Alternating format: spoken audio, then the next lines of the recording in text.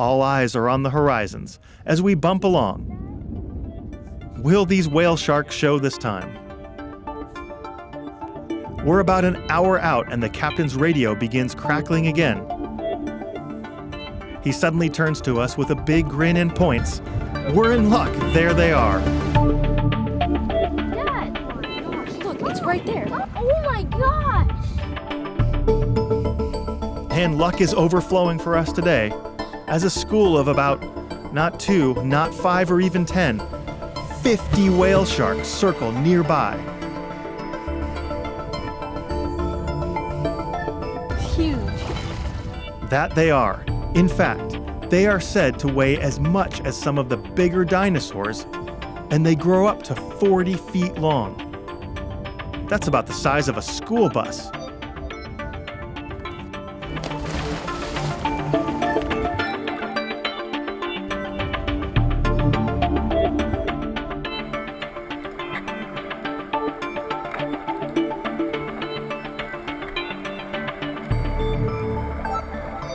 Although they do have rows of tiny teeth, they do not use them for feeding.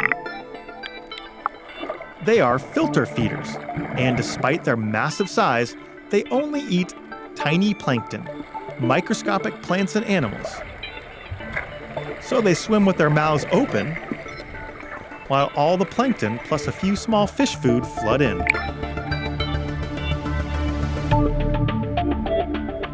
Once the whale shark gets a full mouth, he pushes the water out of his gills and swallows the food. He warns us that they are a vulnerable species and we should try to avoid touching them. But he says sometimes it's impossible, as these whale sharks aren't really bothered by our presence, and they just kind of swim where they want, regardless of us.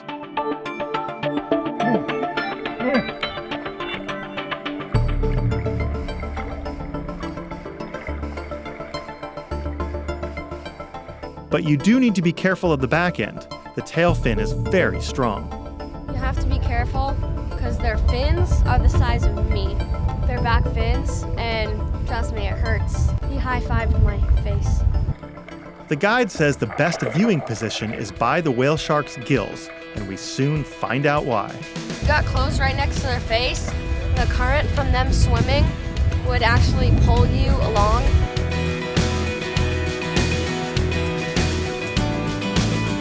So you're just right next to it, staying there.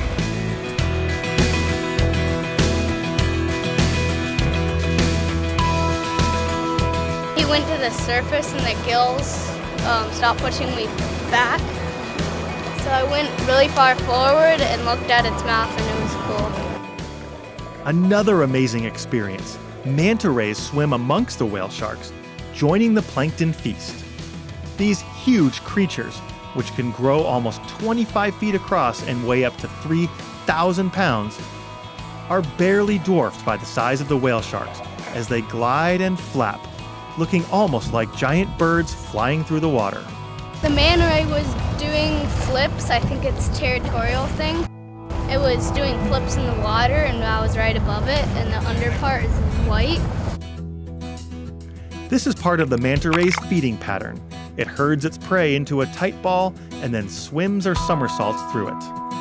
And we jump in for a final swim, so excited to have finally found the massive whale sharks and their acrobatic friends.